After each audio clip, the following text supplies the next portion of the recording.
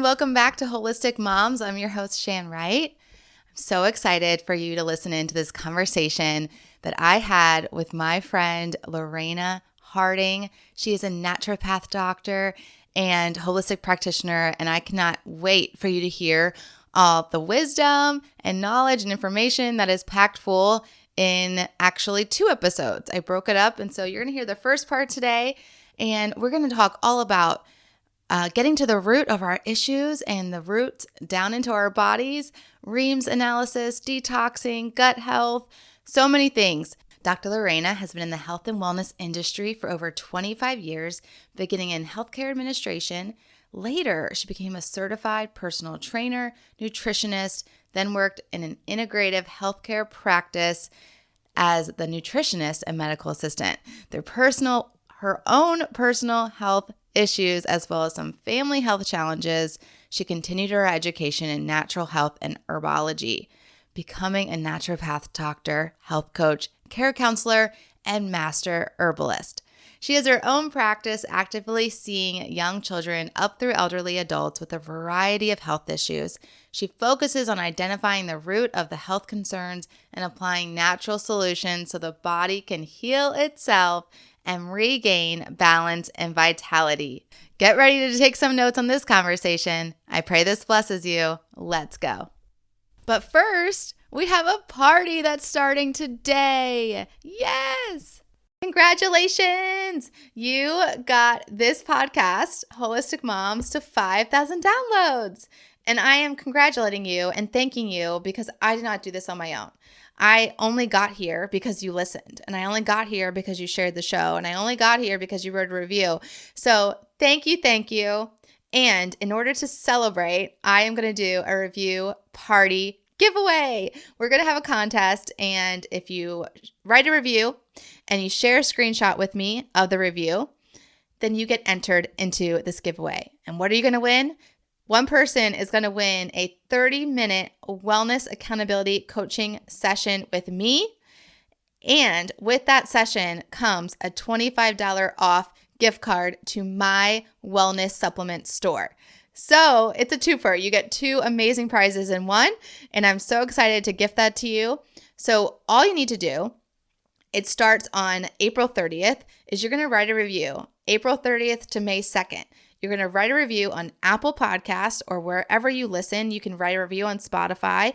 If your platform of choice to stream podcasts does not have a place to write a review, then you can just share the show with a friend and screenshot me that message.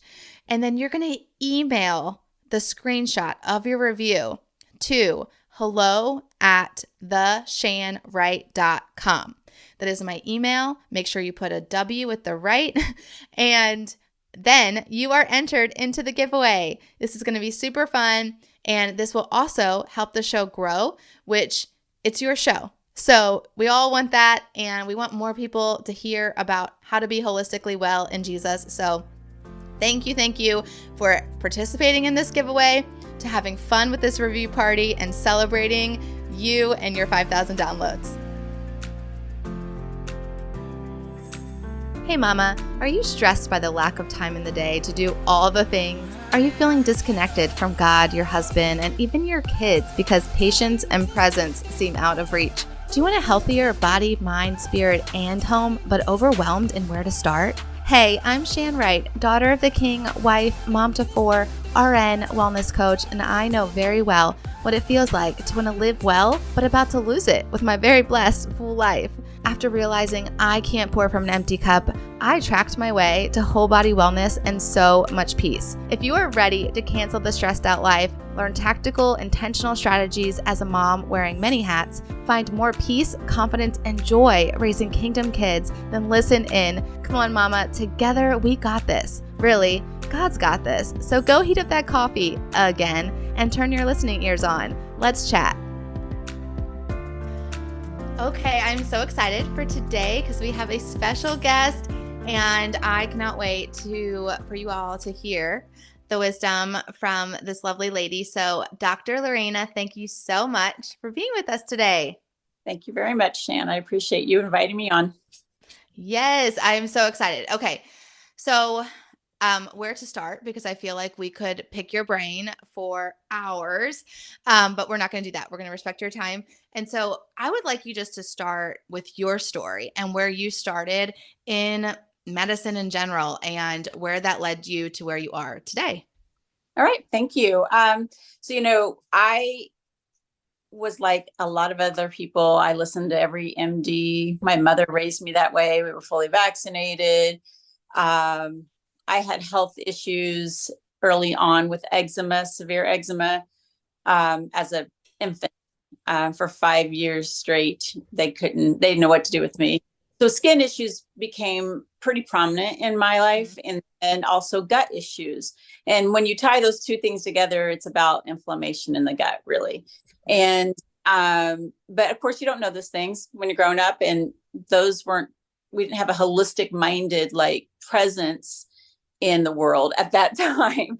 So I just traveled through life with that. And I just end up to a point where my gut, it was just traumatic. I was trying to be a trainer and a nutritionist at the time, but the nutrition was more of a focus of sports nutrition or supporting and having at least a general good nutrition. I never really thought of food as medicine. Which I do know now it is, but I didn't think of it that way then. So I wasn't even looking at food as a way to address my gut issues and my skin issues. So fast forward, I get to a point where I'm kind of like losing sleep. I'm trying to train people and I can't sleep. I'm in this really bad cycle. Then my son gets sick. So eventually we're trying to discover what's going on with my son.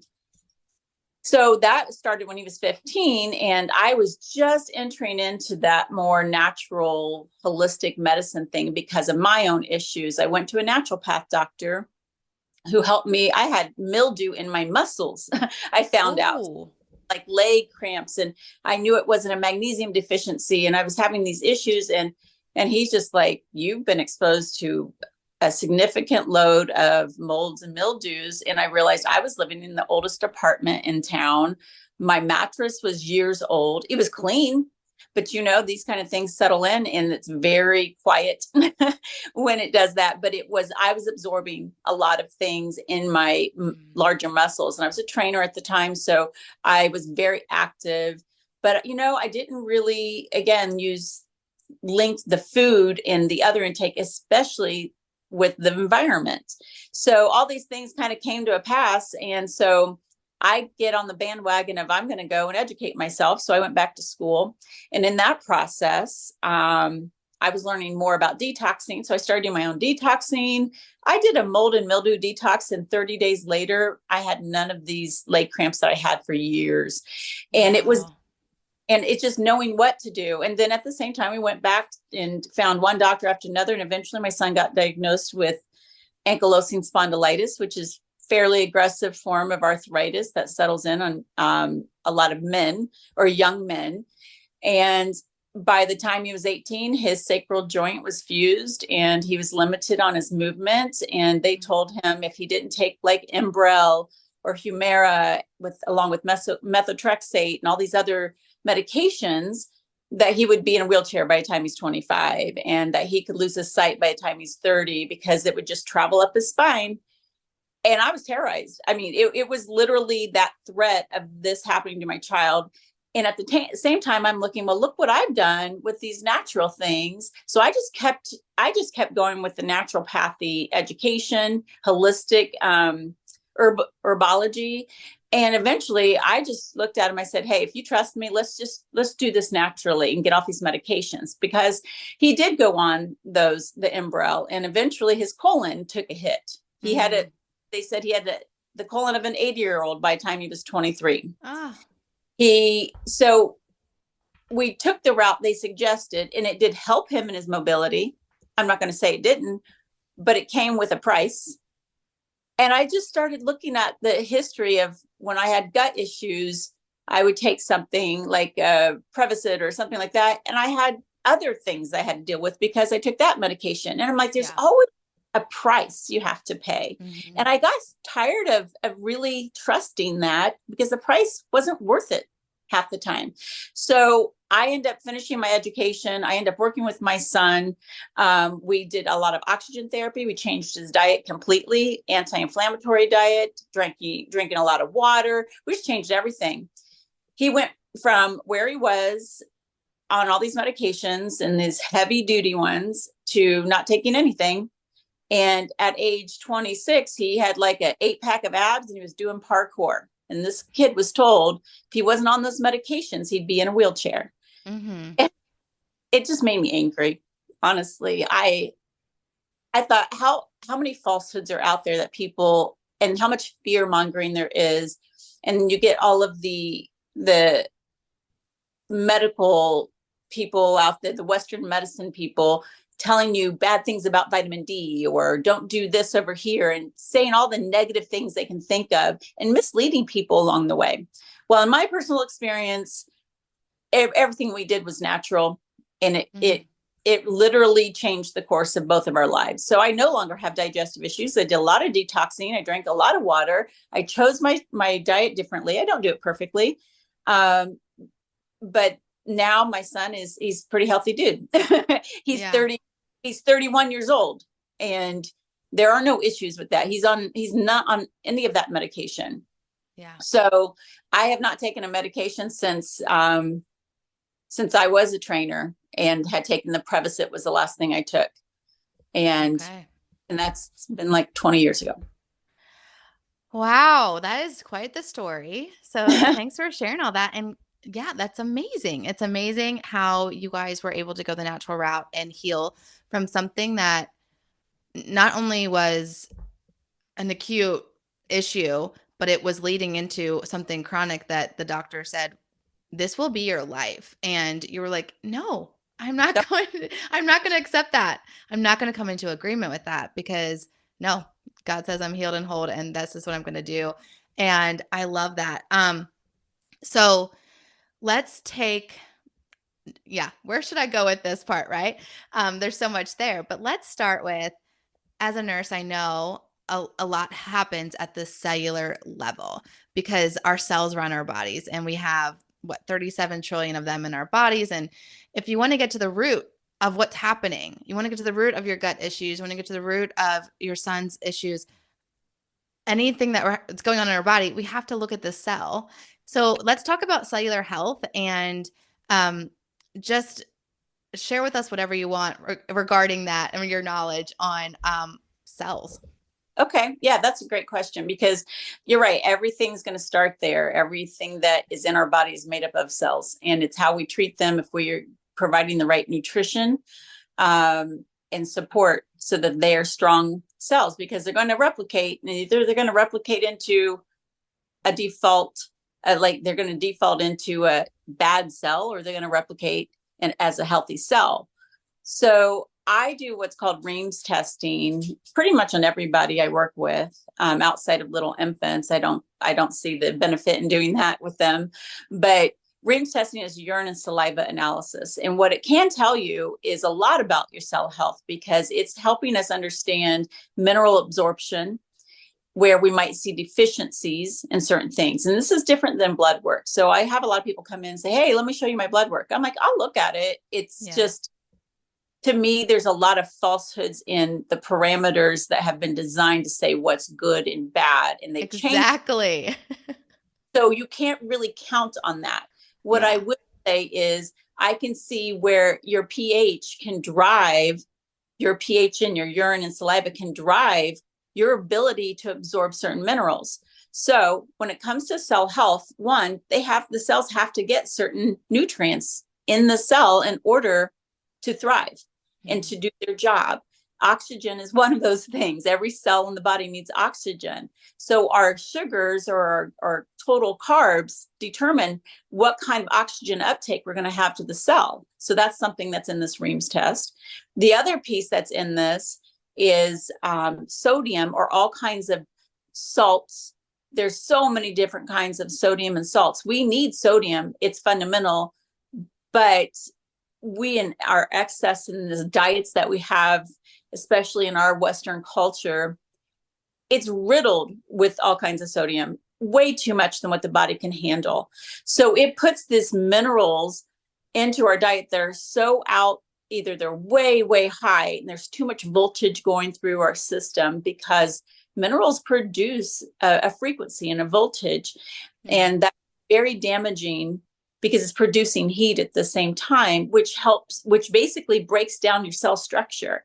Now, there's a special relationship between potassium and sodium. So we know these are both necessary, but there's a ratio in those that actually allows the cell wall to be either strong or weak.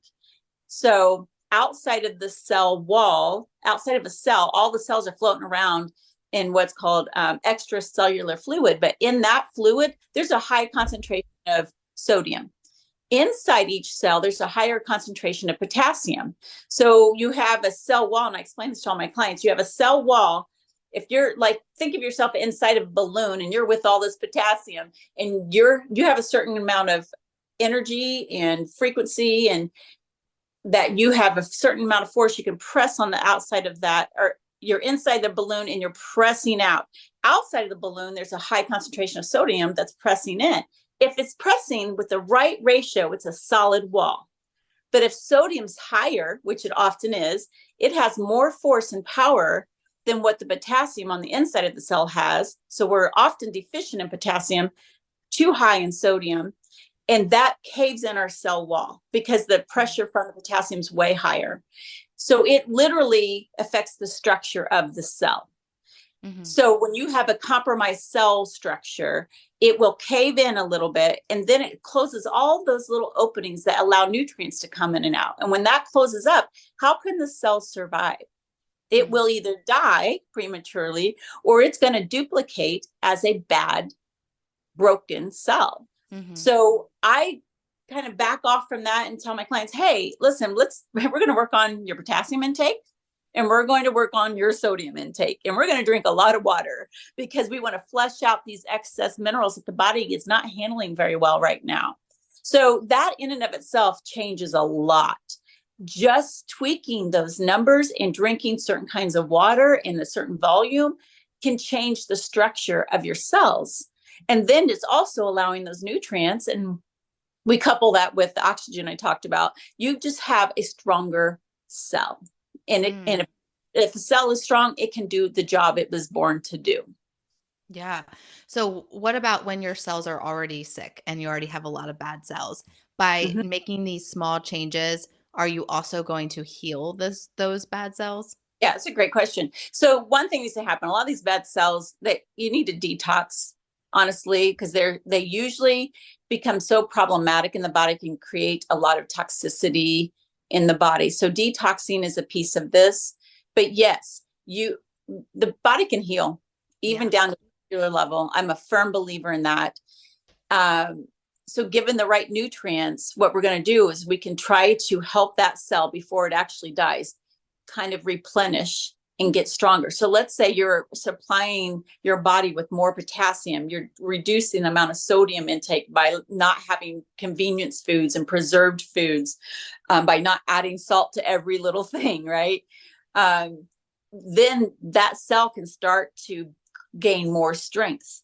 And before it goes through the duplication process, through mitosis, it will then have a chance to regain that strength and structure, and it's a little healthier, and then it can go through that and be a healthier replicated cell. So yeah, I do believe it's possible, but you know what, it's timing too. I mean, like, it could take a lot longer for certain people depending on how far down that path they've gone, for how long they've done it. And that may be very overwhelming for people because they'll feel like I can't do an overhaul of all these nutritional things, and it can be very demoralizing to people. But I like to, let's just start somewhere. Let's Mm-hmm. start water you're taking in, because sometimes that can help flush out some of the bad cells too. Hydrating your cells, that's a big deal. Yeah. If they're dehydrated, they're also not doing their job. So, okay. So there we go. We like simple solutions around here. So simply, we need to address water. What? Now, I've heard a lot and I know a lot when it comes to water, but share with our listeners, are you just talking, I'm getting water right from my fridge or from my sink, and I am just filling up how many ounces and I'm drinking that throughout the day? Or is there more detail to it? I think there's more detail. I'm a little bit of a water snob. Yeah. Because from the tap, let's say, there's just a lot of, it's not been filtered out, and you could have a decent filter. But here's the deal.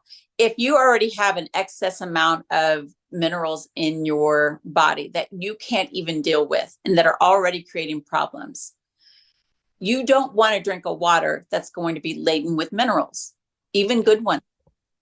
So I don't look at water as my way of getting my minerals. I look at food as my way of getting my minerals. I often refer to distilled water, which Western medicine will tell you, no, no, no, you can't do that. That's where all the minerals. Well, I'm going to go with my food for my minerals. Thank you. So the one thing that distilled water can do that no other water can do is it can leach excess minerals from the body and help dispose of them. Just like you use distilled water to clean a coffee pot when there's a sediment buildup, mineral buildup around the coffee pot, right? Because distilled water can do that. Well, it can do that in our bodies too. So if we're not already using good minerals or we're not already utilizing them, they can build up in our body. They can create stones and debris in our body and become toxic. So we've got to get rid of them. And so in order to do that, they've got to be leached off of like the walls of our digestive tract, our kidney tract, so that they don't become problematic later. And distilled water is the only one that can do that. Now, do I recommend distilled water to everybody? Absolutely not. But certain people I absolutely do. Probably more people than not, to be honest with you, because most people have an issue with excess minerals. And you'd think they would have an overage. It's not so much, they're not active though. They're just a problem because they're not utilized. And they can really hurt the liver as a result. Yeah. Okay. So, real quick, mineral water, though, and getting minerals is okay and necessary when you're not consuming food for nutrients, correct? So, like if you're fasting, because like fasting is a way to There's heal. for sure. Like if you're trying, like when I do my fast, I do add minerals to my water. Okay.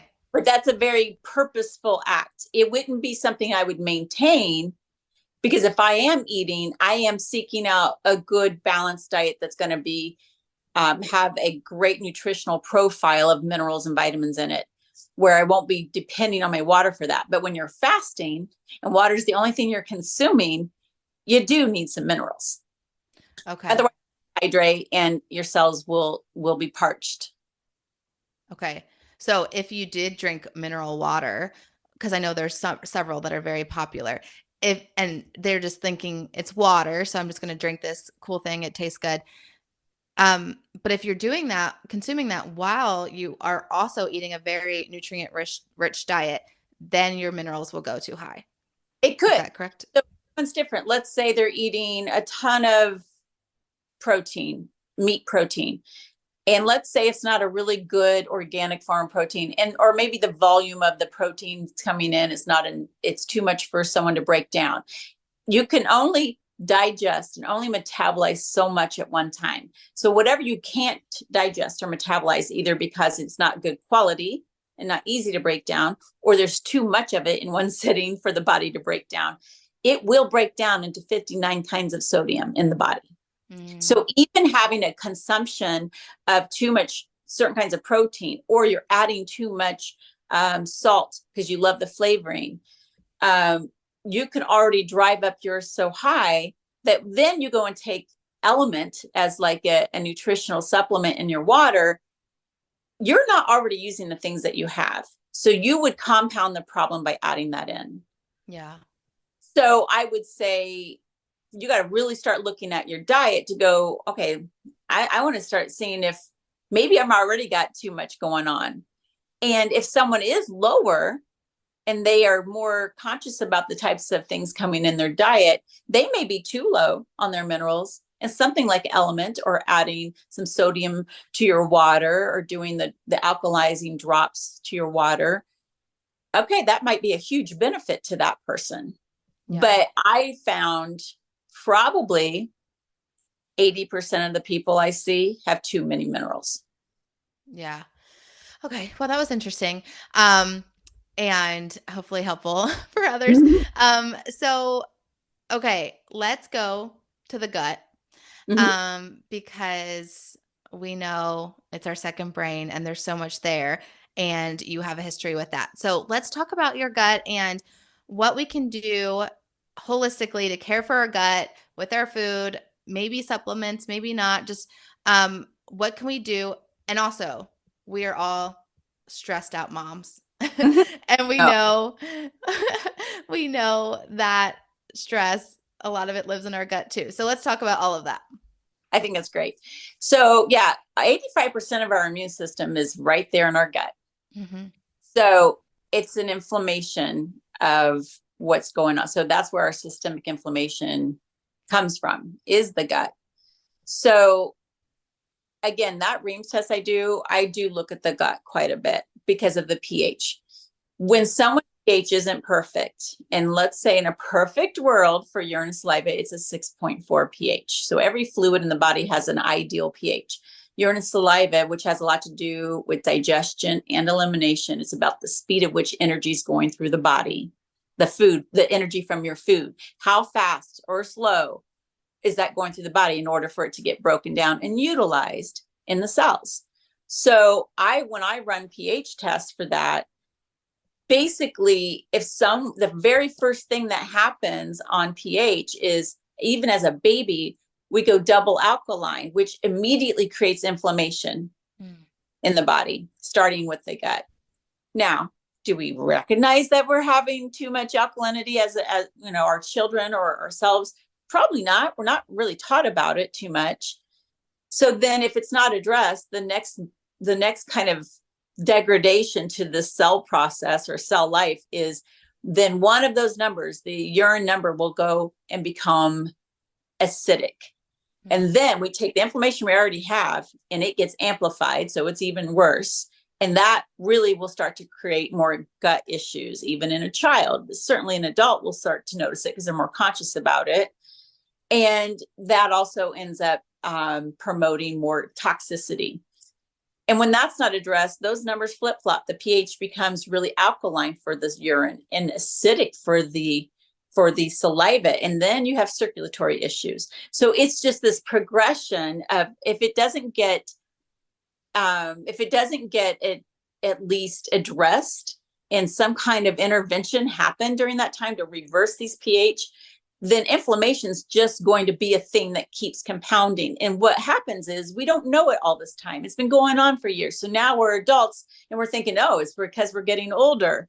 No, you've just been doing it longer. And that's why it's broken things down. It's had more time to break things down because it's never gotten addressed. So it's really, I like to look at gut issues as, first of all, you probably need some kind of detox, because we're constantly bombarded with toxins in our environment. You're almost, unless you're living in the mountains and clean air and you have a great clean source of foods, you're probably going to have a decent amount of toxins in your body. And being able to detox from that is part of the one component of healing. But the other component is just kind of correcting some of these things with your pH. And you can do that with food. There's alkali producing foods and there's acidic producing foods. Finding the right balance and using foods to counteract some of that. But it's a journey I went on myself because of my gut issues, and I'm on the other side of that. I could eat a half of a sliced apple in a small chopped salad without any dressing, and I would be sick 10 minutes later. I loved eating, and I'm talking, I wasn't getting sick here. It was like a really bad relationship with food, and I'm like, and I was a trainer at the time, so I was eating healthy foods. But if you're already, which I knew when I was younger, I had digestive issues. If you're already having that, but you've never detoxed, you've never cleaned out some of the junk, and then you're compounding the problem with things that you don't know how to make things balanced, because you don't know you're too acidic over here or more alkaline over here. So that testing to me is a big piece of how I can help someone with their gut issues. And so it's detoxing, plenty of water, and then using certain foods to help balance out the alkaline and acidic nature of the gut. Okay. Okay. Yeah, that sounds doable. I mean, it sounds like obviously our gut is huge, but it sounds like okay, I can do that. I can't, but okay, but detoxing, that word. I know there's things, actually, I went on a little gut detox last week. There's things that we can take and do, but then Mm-hmm. there's also those environmental toxins. So, Yes. can you give us just like maybe a few very simple things that we can get to get the toxins out of us? A couple Yeah. things we could So do. herbal remedies, and there's some holistic vendors I have who have already created these amazing little combinations of herbs to help detox very specific things like metals from your Yeah. body. Metals, and that's a big one.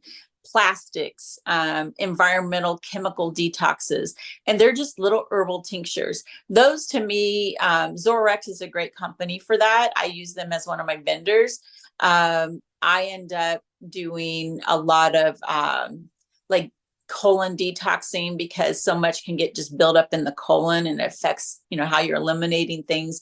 And when I talk about alkalizing and acidic producing foods, when you're too alkaline, which sounds awesome, let's get more alkaline. Well, if you're already alkaline and you're working on getting more alkaline, everything's going to slow down and you're going to likely be constipated. And that's not anything good for you either. If you're acidic and you start alkalizing your diet, that will help you, but only to a certain point. You don't want to pass up your goal, right? You want to be balanced. That's the whole point. So a lot of people get on the alkalizing bandwagon, and that's good for some people. But if you're already generally alkaline, it can be pretty bad for you. Mm. Whereas an acidic number is going to speed things up. Where if someone's super acidic, they're most likely going to have diarrhea because everything's just moving through the system too fast. It's not even going to have time to get broken down and absorbed in the body. So why that alkaline and acidic thing is such an important piece of trying to balance out everything so you can literally absorb the food that you need. But yeah, I think that's a big piece. Zorex is a great resource for addressing directly very specific detoxing. But I do think once you find some balance, your body's naturally going to be able to detox some things out. I would say is protecting the cells from, I guess, toxins is also important. Selenium is a big protector of the cell. And iodine is a big protector. Potassium iodine is a big protector of the cell too. So having certain things like that in your little medical tool chest, I think is important. You don't need much of those things. They're trace minerals, but the very little that you need, there's a big punch. I mean, it can be making or breaking someone's thyroid. There's a lot of things to consider. You don't want to overdo it. It's all about balance again, but those are very integral pieces of protecting your cells. Yeah. And So zinc is okay, zinc. Okay. So I heard a few things. So detoxing plastics, detoxing metals, there's a lot of metal buildup in our cells. And so that obviously is per person. There's going to be someone who has more lead than someone else, but that would be and then so detoxing plastic use and like radiation, cellular use, like are these iodine, great for that. okay? Yeah. And let me also say, everyone's going to have some kind of exposure to heavy metals. If you hear about the chemtrails and things where these, planes are always leaving these trails. But what people don't realize, there's actually metals just floating around from those chemtrails on the whole environment day after day after day. Any one chemical trail is not going to be the end all be all, but it's the fact that it happens daily over time, just like fluoride or water over time, just created toxicity. Like it was just too much for our systems. It's very subtle killers. But like I do ionic foot detoxes that help us see what kind of things are coming out. And heavy metal crazy how many heavy metals I see in people.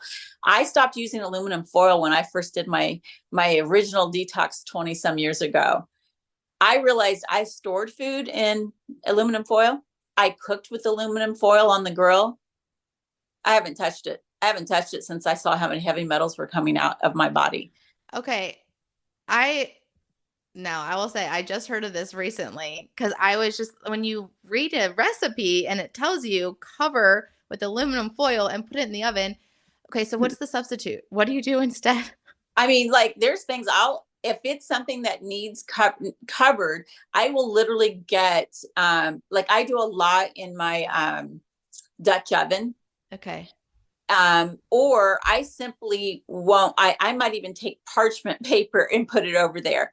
I will, or I'll take a glass lid over a section of whatever I'm trying. I don't feel that's more of a texture thing that, or trying to get the heat in the convention. Like that's why Dutch oven is good. That's ceramic.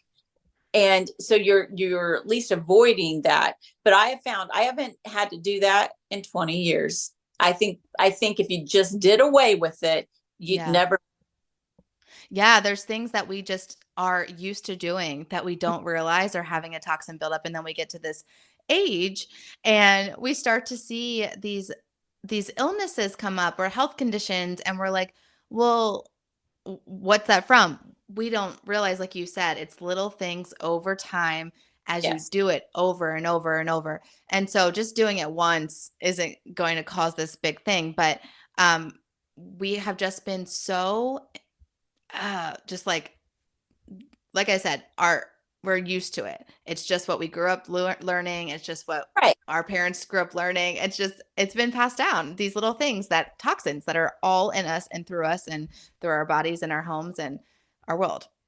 I will say I'd like to add to that is some things that you can do. Let's say you go to a restaurant and you take a doggy bag home and they have it in styrofoam. Not good.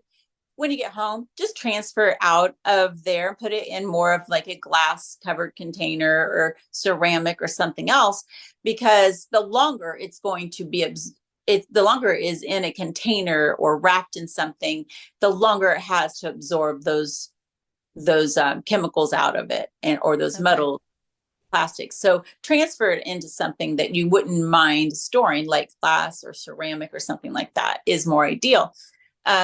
And then I would say, like, I end up converting a lot of things, but I did it over time. So it's just not going to be perfect. I tell Right. people, never do any of this perfectly. But how about pick a couple things here and there that you can just start to conquer over time and then add in something else later? I did that with like my beauty regimen. I just stopped using a lot of stuff because of my skin issues, but also because I'm just tired of absorbing junk.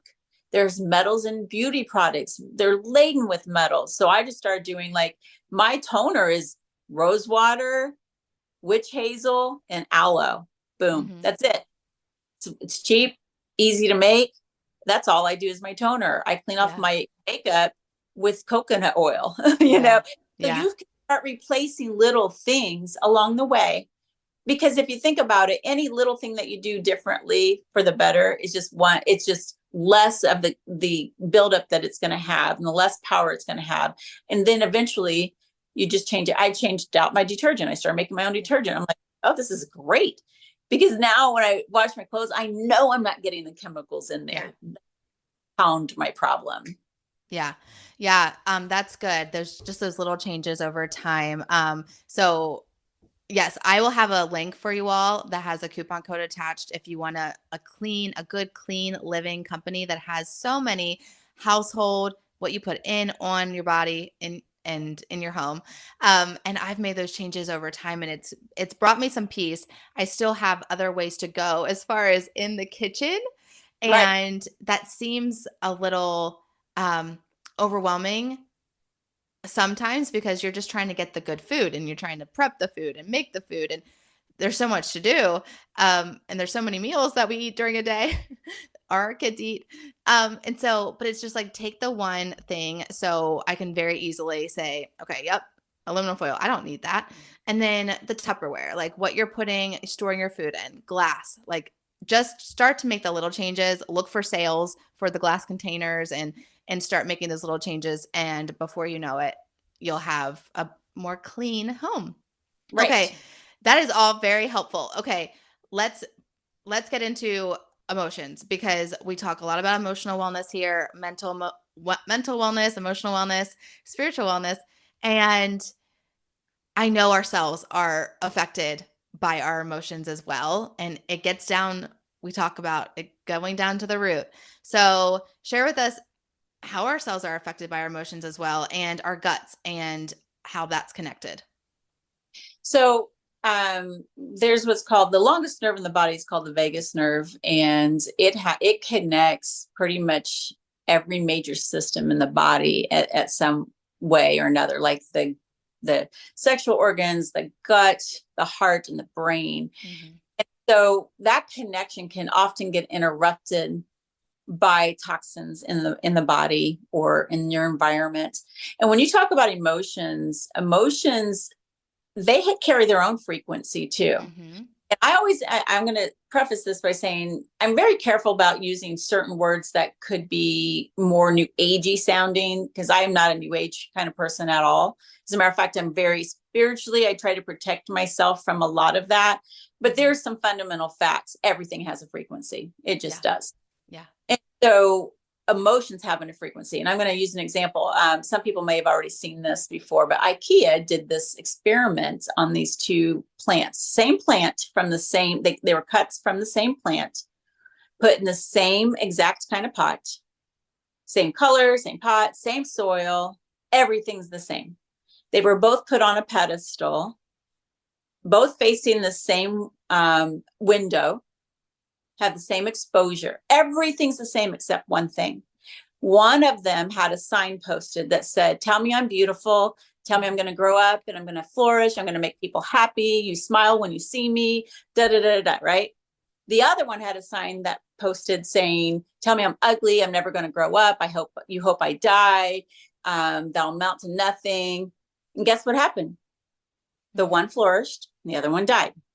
Yeah. That in an organic plant, you can imagine the same kind of thing happening to people. Something in that frequency of words, of emotions, did something chemically to that plant.